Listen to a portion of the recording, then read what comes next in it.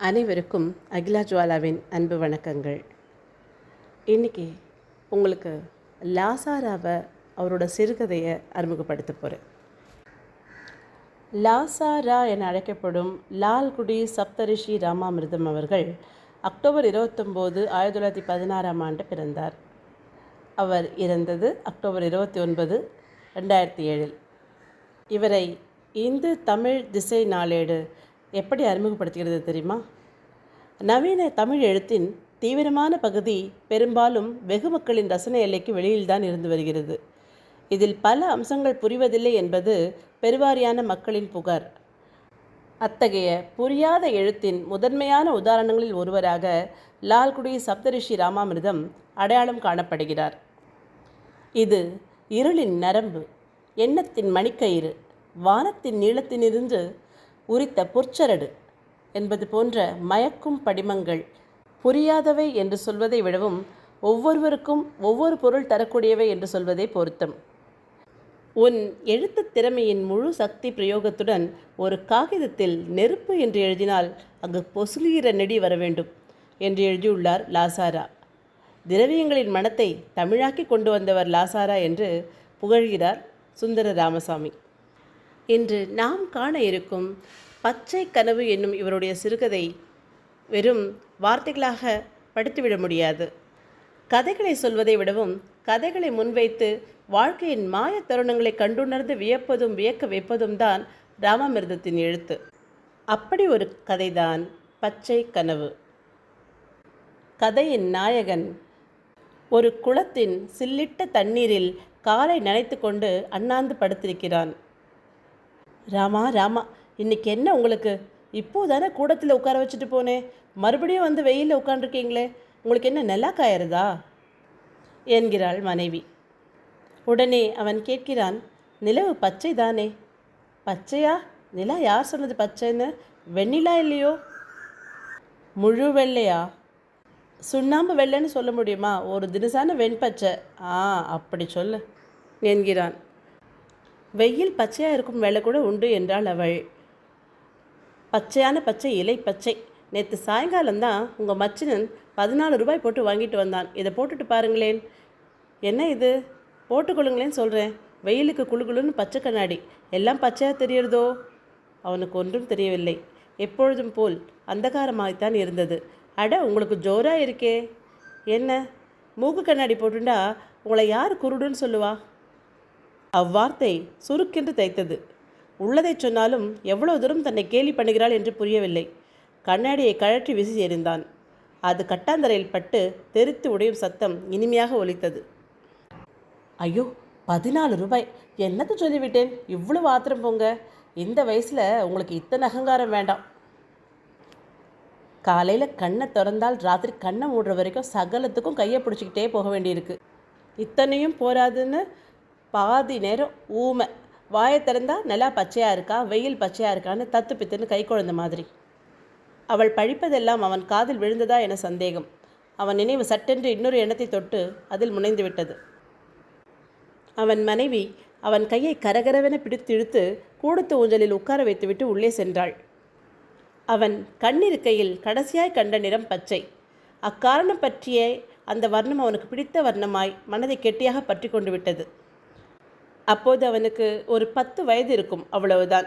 மல்லாந்து படுத்த வண்ணம் சூரியனை சற்று நேரம் பார்த்து கொண்டிருந்து விட்டு பிறகு சுற்றுமுற்றும் இருப்பதை பச்சையாக காண அவனுக்கு அவ்வளோ வியப்பாக இருக்கும்.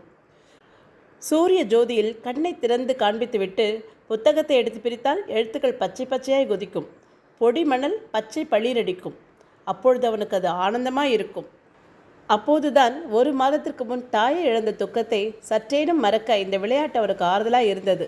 ஆனால் இந்த விளையாட்டை கண்டுபிடித்த 3ஆம் நாளே சூரியன் தாம்பாளம் போல் சுழன்று கொண்டே மின்னுவதை ஆச்சரியத்துடன் பார்த்து கொண்டிருக்கையில் கண் திடீரென இருண்டு பார்வை இழந்தது.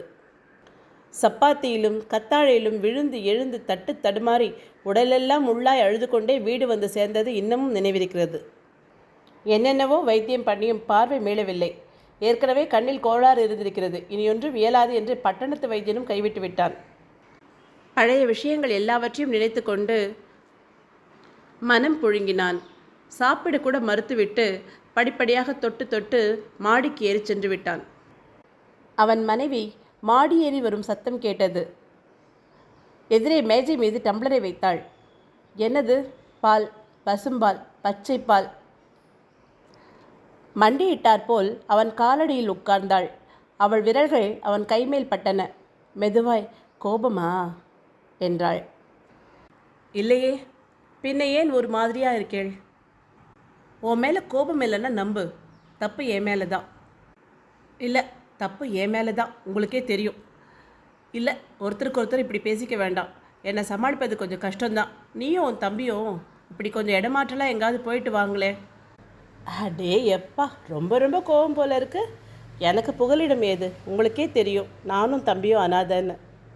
அந்த ஒரு காரணத்தால் உன்னை நான் கல்யாணம் பண்ணுறது தப்பு தானே? உனக்கு திக்கில்லாததை ஏன் சௌகரியத்துக்கு உபயோகப்படுத்திக்கிட்டேன். ஆனால் நானும் திக்கில்லாதவன் தான். அதனால் என் காரியம் எனக்கே தெரியலை. அதெல்லாம் ஒன்றும் இல்லை என்றாள். திடீரென அவர் கேட்டார், உனக்கு ஒரு மூத்தாள் இருந்தால்னு உனக்கு தெரியுமோ? அவளுக்கு தூக்கி வாரி போட்டது. தனக்கு மூத்தாள் இருக்கும்படி அவருக்கு அவ்வளோ வயதாகி விடவில்லையே, இன்னமும் இருக்கிறாளா? அவரை பற்றி அவளுக்கு என்ன தெரியும்? எங்கள் கல்யாணம் ஒரு கிராம கல்யாணம். அவள் பிறந்த வீடு அடுத்த தெரு தான். எனக்கு கண் போவதுக்கு முன்னாலே கல்யாணம் நடந்துருச்சு. என் தகப்பனார் வைதீகம். சாரதா சட்டம் அமலுக்கு வரத்துக்கு முன்னாலே அதை சபிச்சுக்கிட்டு நடந்த அவசர கல்யாணம். எனக்கு அவளை என் கண் இருக்கையிலேயே சரியாக கண்ட ஞாபகம் இல்லை. ஆனால் கல்யாணம் ஆன பிறகு தான் குட்டு வெளியாச்சு. பொண்ணுக்கு பேச்சு கொச்சையாக வரல. படு ஊமை, அத்துடன் படு செவிடு. குண்டு போட்டாலும் காது கேட்காது. அப்பாவுக்கு சம்மந்தி மேலே குரோதம் வந்துருச்சு. பொண்ணோ பொன் வீட்டாரோ யாரோ அவங்க வீட்டு வாசப்படியை மதிக்கக்கூடாதுன்னு அனுப்பி விட்டுட்டார். ஆகவே எப்போவும் நான் தன்னந்தனியன்தான். நான் வீட்டில் இல்லாத வேலையிலையோ வேலை இல்லாத வேலையிலையோ குளக்கரையில் உட்கார்ந்துண்டு கல்லை ஜலத்தில் விட்டுருந்துட்டுருப்பேன். அதுதான் என் வீட்டுக்கு கிட்ட. அங்கே ஒருத்தரும் வர்றதில்லை. ஒரு நாள் பகல் 12 மணிக்கு மண்டைய விளக்கு வெயிலில் நாங்கள் உட்கார்ந்துட்டு இருந்தேன். பின்னால் யாரோ நிற்கிறது போல தோணுச்சு. யாரதுன்னு கேட்டேன். என் மேலே ஒரு கைப்பட்டது. அந்த கைக்கு சொந்தக்காரி என்கிட்ட பேசலை. எனக்கு அப்போ 18 வயசு இருக்கும். எங்களுக்குள்ள நெருக்கம் ஏற்பட்டுடுச்சு. தினமும் நாங்கள் சந்திச்சுக்கிட்டோம். ஒரு நாள் என் கை மேலே அவளோட 2 சொட்டு கண்ணீர் விழுந்தது. என் கைகள் அவள் கண்களை தேடின. அவள் என் கைகளை பிடிச்சு தன் வயிற்றில் வச்சுக்கிட்டா. அந்த பச்சை வயிறு எதுக்கு கொதிச்சுதோ. அவளோட உடம்பு விம்மி குலுங்குச்சு. அடுத்த நாள் வாசல் நிலக்கதவை யாரோ தடதடன்னு தட்டினாங்க. சமாச்சாரம் கேட்டியோ? ஒரு நாட்டு பொண்ணு திடீர்னு செத்து போயிட்டாளாம். அப்பா மேல் தொண்டு போட்டுக்கொள்ளவும் மறந்து அவசர அவசரமாய் அவர்களோடு ஓடினார். யாரோ இருவர் என்னை பிடிச்சி மாமனார் வீட்டுக்கு கூட்டிகிட்டு போனாங்க. எப்படிப்பட்ட மாப்பிள்ளை வருக? கூடத்தில் பிணத்தை கடத்தி இருந்தது. பக்கத்தூரிலிருந்து போலீஸு டாக்டர் எல்லாத்தையும் அழைச்சிட்டு வந்துட்டாங்க. ரண வைத்தியர் பிணத்தின் வயிற்றை கிழிச்சார். வயிற்றில் 3 மாதம் சீசு. ஊரே பற்றி எரிஞ்சுது. அப்பா நடுநடுங்கி போனார். இதை தான் அவள் என்கிட்ட தெரிவிக்க முயன்றாளோ? அப்படி தெரிவிக்க முயன்றது தான் எனக்கு தெரியலையோ? ஒருவேளை தெரியாமல் இருக்கிறதே மேலுன்னு உயிரை மாச்சிட்டாளோ? அந்த குழந்தை என்னுடையது என்று நான் சொல்லியிருந்தால் கதை முடிவில் விடுபடும் புதிர் போல் எல்லாம் வெளியாகி இருக்கும். அவள் பெயருக்கு விழுந்த களங்கம் நீங்காவிட்டாலும் பரவாயில்லை. உயிருடன் இருந்தபோது எங்கள் பாரத்தை யார் குறைக்க என்ன செய்து விட்டார்கள்? அவள் வயிற்றில் இருந்த அந்த 3 மாத பச்சை கனவின் மிச்சம் நான் தான். இன்னைக்கும் அந்த கொலையுண்ட குழந்தைக்காக மனசு ஏங்கிறது. இந்த மனசோட நிலைய என்னன்னு சொல்றது? கேட்டுக்கொண்டிருந்த அவன் மனைவியின் மனதில் முடங்கி கிடந்த பாசம் எழுந்த ஆவேசத்தில் தொண்டையை முட்டியது. அவனை அப்படியே அணைத்து கொண்டாள். இதுக்கு என்ன, நமக்கு வர வருஷம் குழந்தை பிறக்காதா என்றாள். ஆமாம், வாஸ்தவந்தான். ஆனால் அது பொண்ணாக பிறக்கணும். பொண்ணுக்கு நல்ல பெயர் வைக்கணும். என்ன பெயர் வைக்கலாம்? ஆசையின் அதிசயிப்புடன் கேட்டாள். அவன் கண்கள் காடும் மொழியினை பெற்றன போல விரிந்தன. பச்சை என்றான். நன்றி. இக்கதையை படிக்க அனுமதி தந்த சப்தரிஷி லாசாரா அவர்களுக்கும் அன்பு நேயர்களுக்கும்